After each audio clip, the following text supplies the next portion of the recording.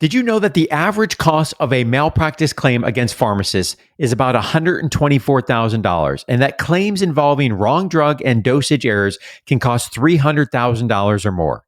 Fortunately, broad malpractice coverage and license protection is available at rates that are more reasonable than you may think. When I was a practicing pharmacist, I carried my malpractice insurance through HPSO. With individual policies for qualified persons starting at just under $150 per year, it's a no-brainer compared to the cost of a claim and worth the extra peace of mind. Plus, discounts are available for qualified students and recent grads. HPSO is the leading provider of this coverage, insuring more than 100,000 pharmacists nationwide and sponsored by the American Pharmacists Association and the team here at Your Financial Pharmacist. So visit hpso.com/YFP to learn more. Again, that's hpso.com/YFP.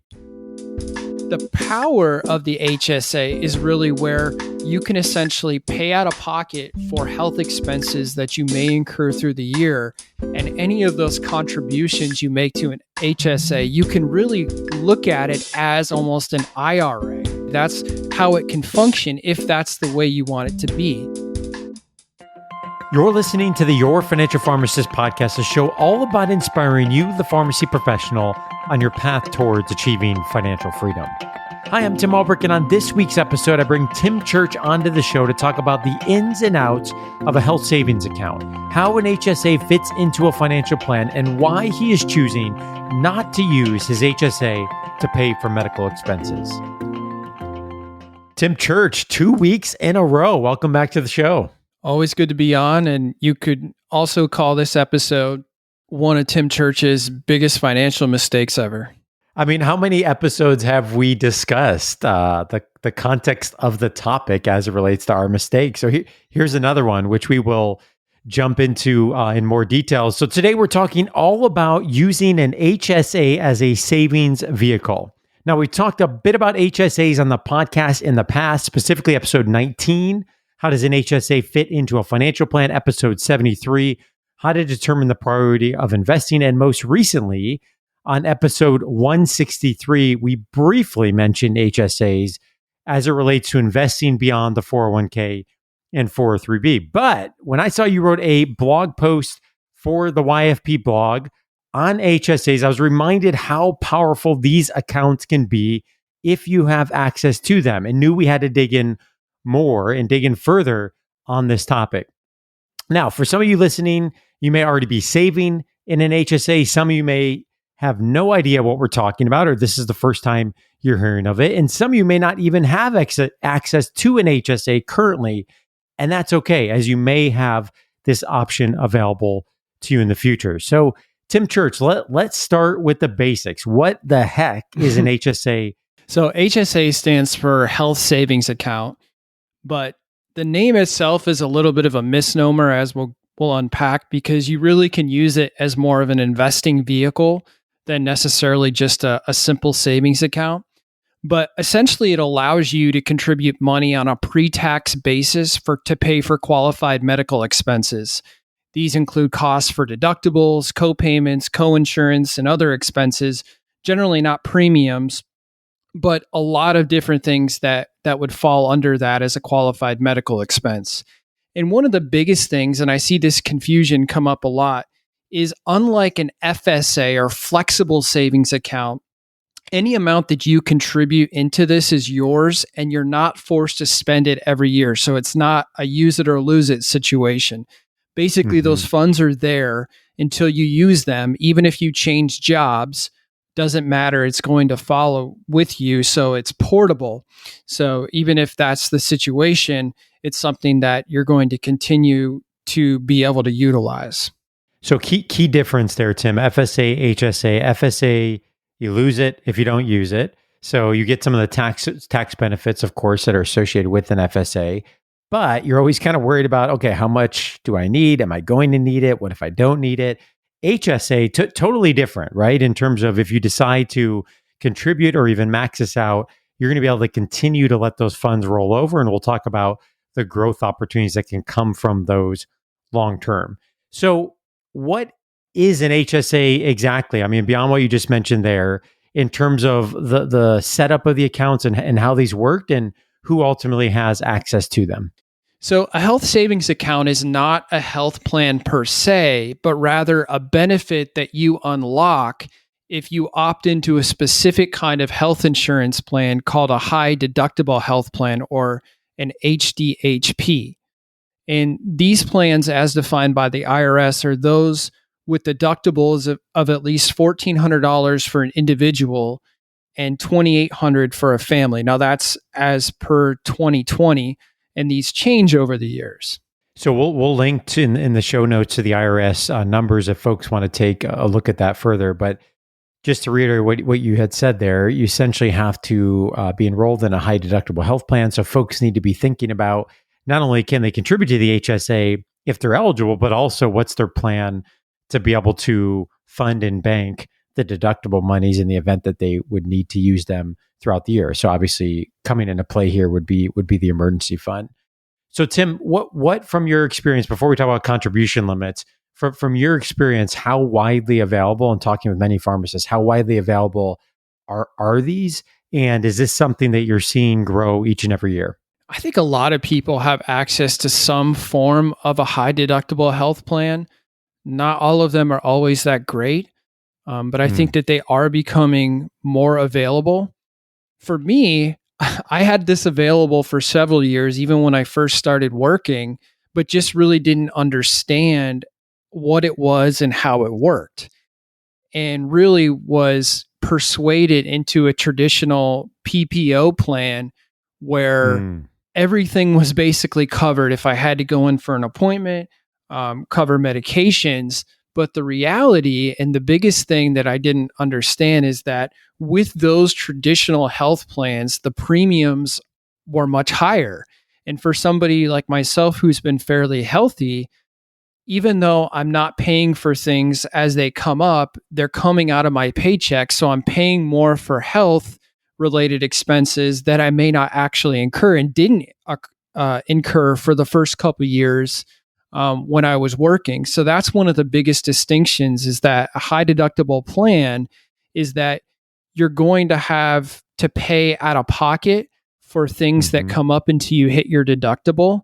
But in general, your premiums are going to be lower. Yeah, and I think that's, the mistake you had referenced earlier, which I think thankfully is not a catastrophic one, right? But is worth noting for folks that may be in a similar position. If you're, healthy and otherwise don't have a lot of healthcare expenses, obviously you never know what the future is going to hold. But if you got a good emergency fund, and there's a stark difference between the premiums in more of a traditional plan versus a high deductible health plan, and you could fund the deductible if something were to happen. Well, then obviously being able to go into the high deductible health plan not only unlocks perhaps the HSA, but also is going to free up monies each and every month that you could allocate towards another part of your financial plan.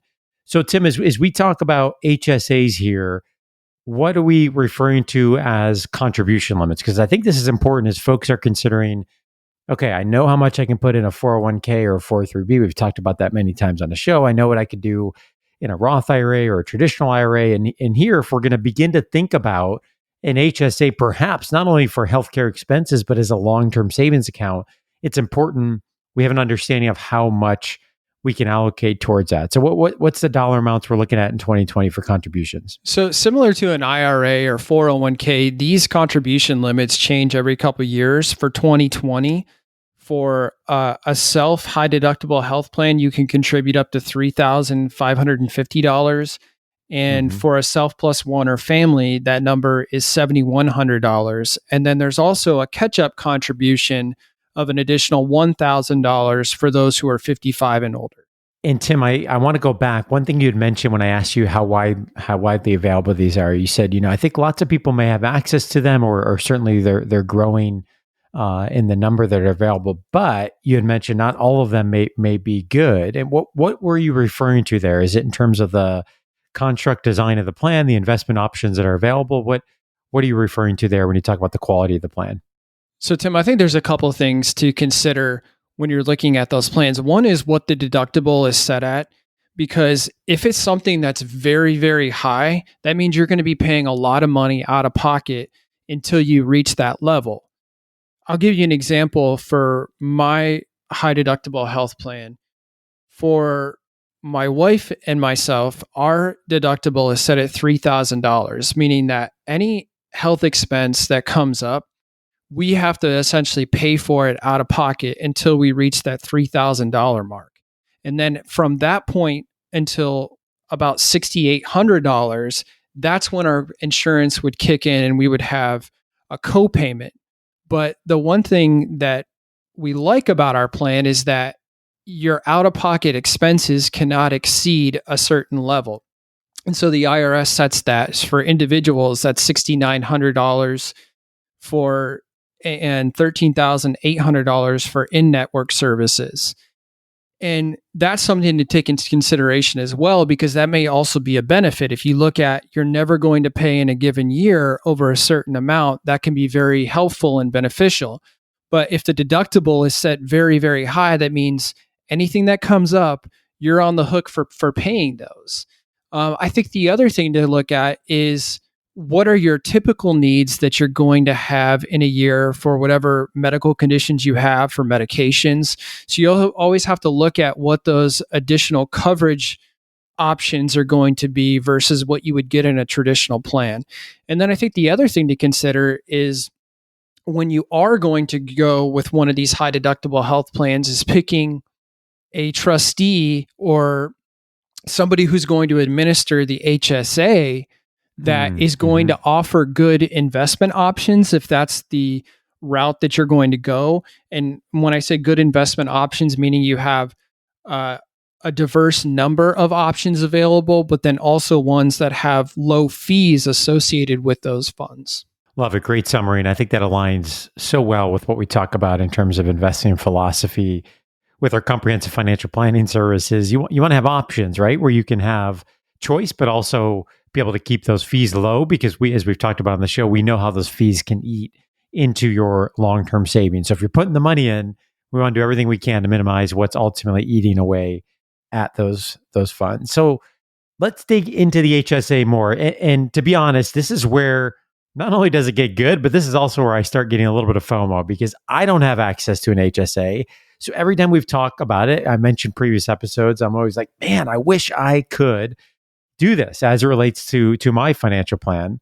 And our listeners have likely heard us talk, or perhaps somebody else talk before, about how an HSA has what's referred to as the triple tax benefit. So Tim, break that down for us. What is the triple tax benefit? And spend a little bit of time in each one of those areas. Sure. So the first one is that contributions that you make towards a health savings account will lower your adjusted gross income. So I think as pharmacists, one of the things that's sort of annoying is that there's a number of deductions that are available, but I often find myself, well, you make too much money to qualify for that. You can't deduct student loan interest because you make too much. You can't deduct traditional IRA contributions. Well, that's one of the biggest benefits of an HSA is that it doesn't matter how much money you make, that anything you contribute will lower your adjusted gross income, which I think is huge. So that's one of the things that I would often tell my colleagues is that, look, beyond the difference in cost and what you're going to pay with your health insurance is that you have to look for other ways to lower your tax liability. And even though this may not be huge, depending on if you're an individual versus a family, it still can be a pretty significant amount. So that's number one. Number two is that any contributions you make to the HSA, whether they're in investment accounts or some bond account or high yield savings account within that, is that those contributions are growing tax free, which is also a really big deal. Absolutely. So whether, like I said, whether you invest or simply save them, they're going to, if there's growth on any of those accounts, you're not on the hook for paying any taxes on those gains. And again, this is where it really comes down to how you want your HSA to function. So there's a lot of people who are going to have medical expenses that they're going to incur throughout the year, and they may want to use their HSA to pay for those expenses on a pre-tax basis, which is fine. Mm-hmm. I mean, there's nothing wrong with that. You're still getting the savings by paying for those expenses in that way or reimbursing yourself. But the power of the HSA is really where you can essentially pay out of pocket for health expenses that you may incur through the year. And any of those contributions you make to an HSA, you can really look at it as almost an IRA. I know Dr. James Dowley of the White Coat Investor, Mm-hmm. he calls the HSA a stealth IRA or an IRA in disguise, which really that's how it can function if that's the way you want it to be. So that's really powerful when you look at the ability to get growth and those investments in the HSA to grow over time and not have to worry about paying taxes on those gains. And Tim, just real quick there, you're essentially then looking at this potentially, if you don't have to use it for healthcare expenses, you're looking at this as another long-term savings, another retirement account, correct? Exactly. I mean, that's exactly how ours is functioning right now. So I've had it set up now for 3 years since we changed our health insurance plan to a high deductible plan. And essentially everything we've been contributing in there, I've just basically focused on that it's an investment, it's for retirement, and I'm not using any of the money in there. Awesome. So number one was contributions lower your adjusted gross income, your AGI. Number two was your contributions can grow tax-free. So these two both sound awesome. So give us the third, the good news to wrap it up. So the icing on the cake is that the distributions are tax-free. And I'll put a little asterisk Bing, there bing, bing. because there's a couple things with that. But in general, there is a way you can take money out and not have to pay any taxes on there. So first off, if you're under 65, the distributions you make have to be for a qualified medical expense. Otherwise, you have to pay a 20% penalty and you get taxed according to your marginal rate. So definitely not something that you want to do. But after age 65, any distributions you make, they don't have to be for a qualified medical expense, but you have to pay income taxes if they're not. So the question then becomes, okay, well, what if I wait until I'm at that age, but I still don't want to pay taxes? Is there a way to get around this? And that's really one of the loopholes. And this is completely legal and something to really consider. But when you're taking distributions out of your HSA, let's say this is 20 years down the road, 30 years down the road, you don't have to reimburse yourself for medical expenses in the same year that you incurred them. Meaning, let's say today in 2020, I paid for medical expenses out of pocket. Well, 20, 30 years from now, I can essentially say that I'm reimbursing myself for those expenses that were made several years before. As long as you can prove that those are expenses that you paid for at some point in time, even if you get audited from the IRS, you're still legally reimbursing yourself for those medical expenses. You're just not doing it at the same time or same year that they were incurred. Yeah, that's awesome. And that detail I think is really important. One that's not talked enough about. And just to summarize, Tim, you did a great job doing it succinctly, but the triple tax benefit, folks think of, like we've talked before on the show, of the benefits of, say, like a traditional 401k or a 403b, where you're lowering adjusted gross income today, but ultimately you're going to pay taxes in the future when you pull those monies out. Whereas a Roth IRA, what you're putting in today, you have already been taxed on, and it's growing tax-free, and then you pull it out tax-free. This really takes the best of both of those worlds. As you mentioned, ultimately what you are putting in, your contributions lower your AGI, then your contributions grow tax-free, and then distributions are tax-free with the important stipulations that you mentioned. So talk to us about how you approach this, Tim, with your HSA. And again, this isn't investment advice, of course. We know every personal situation is different, but I think it'd be helpful for our listeners to hear, how do you approach your HSA in terms of, aggressive, conservative? Is this the place you're really leaning in, or are you looking at other places to do that and you're a little bit more conservative here? How do you look at the investment strategy when it comes to your HSA? Yeah, I mean, really, it's just similar to my my 401k, which is through the government, it's a TSP or thrift savings account, thrift savings plan. That basically it's very aggressive. So I don't plan Full on using throttle, Tim Church style, full throttle. take it to the limit. So it's super aggressive in stock index funds because I'm not planning on using any of the money for several years down the road. And so it really is, the way I'm viewing this is I'm not touching it. I'm not going to use it for medical expenses today. Even if later down the road, some people have said, let's say you get to age 65, but you have so much money in your HSA that you haven't even incurred that amount in medical expenses. Well, number one, that's pretty awesome because that means I've been pretty healthy. My family's been healthy during those years. But number two, the worst case scenario is you don't pay a penalty, but you pay income taxes on that. So it's still a good option, even if that were the case. But yeah, I mean, it's very aggressive. I'm viewing it as a retirement account. I'm not thinking about using it today or even in the next year. So it's a very aggressive strategy. And like I said, that's where it's kind of a misnomer when you hear the word health savings account, because within my particular plan, there are several aggressive investments where you can put the majority of your money, all of your money, if you want to, in a very aggressive portfolio in order to achieve greater gains several years down the road.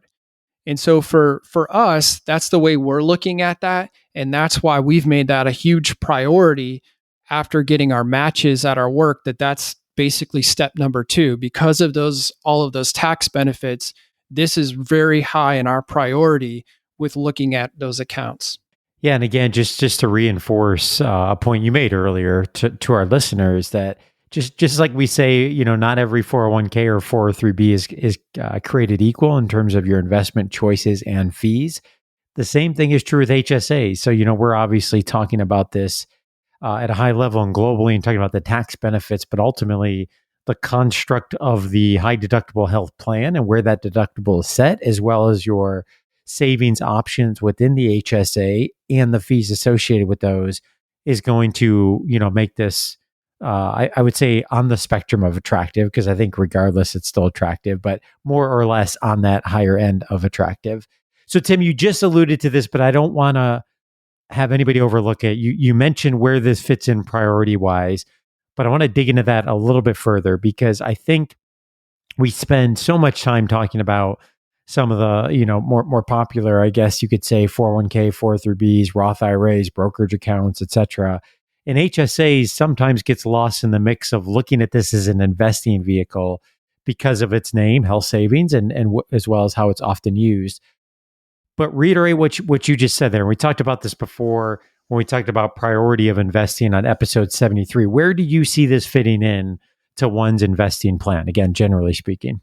Yeah, so this is really step 2 for us after the match through our employers. So through my wife's, she has a 401k match and I do as well. And really after that, the HSA was step number 2, just because of all those benefits that we outlined. And, for us, even when we were paying off student loans, we were getting our matches at work and we were going all in on the HSA. And for us, we just didn't want to miss out on those benefits of the years being able to contribute to that. So that's something that we did even in tandem while paying off student loans. Now, I'll say one thing that's really cool is that if you are pursuing PSLF, so the Public Service Loan Forgiveness Program, or even forgiveness after 25 years, that's something that's really cool beyond putting money in a traditional 401k. As we talked about, your contributions to an HSA are lowering your AGI, which are ultimately going to lower your student loan payments that you have to make. So again, you're growing investments while you're lowering your student loan payments. So it's a really cool benefit for those who are pursuing forgiveness.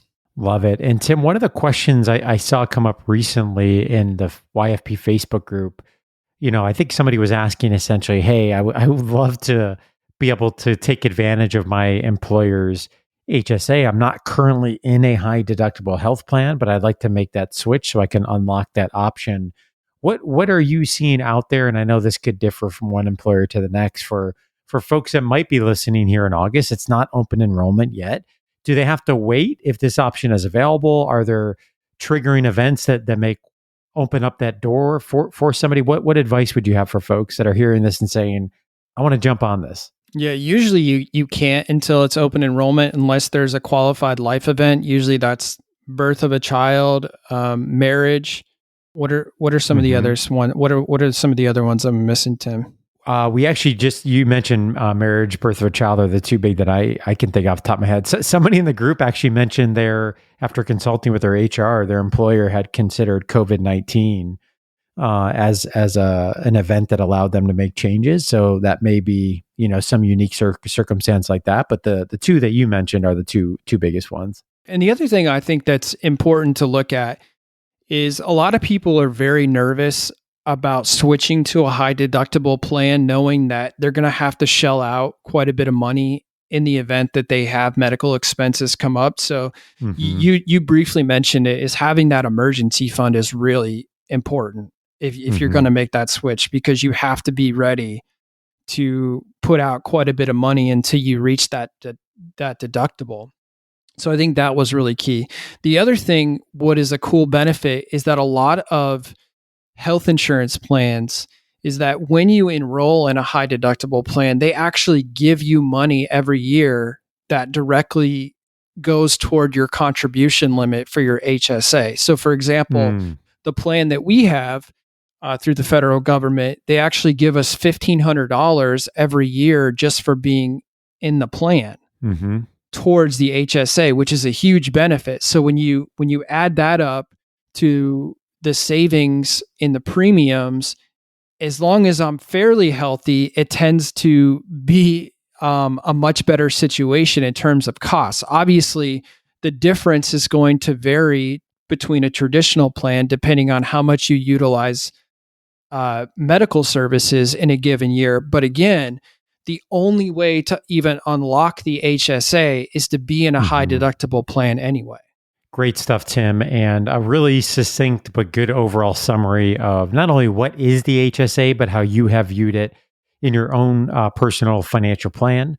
And I would remind our listeners, as always, if you want to look at the show notes for this episode, you can go to yourfinancialpharmacist.com/podcast, pull up the episode, and you can get a link to not only a transcription of this episode, but also other resources that we mentioned during this episode. As we wrap up this week's episode of the Your Financial Pharmacist podcast, I want to again thank our sponsor, HPSO. HPSO is the leading provider of professional liability coverage, insuring more than 100,000 pharmacists nationwide, and sponsored by the American Pharmacists Association. As I mentioned before, when I was a practicing pharmacist, I carried my malpractice insurance through HPSO. And with individual policies for qualified persons starting at just under $150 per year, it's a no-brainer compared to the cost of a claim and worth the extra peace of mind. Plus, discounts are available for qualified students and recent grads. So head on over to hpso.com/YFP to learn more. Again, hpso.com/YFP. And as always, if you like what you heard on this week's episode of the Your Financial Pharmacist podcast, please do us a favor and leave a rating and review in Apple Podcasts or wherever you listen to your podcasts each and every week. Have a great rest of your day.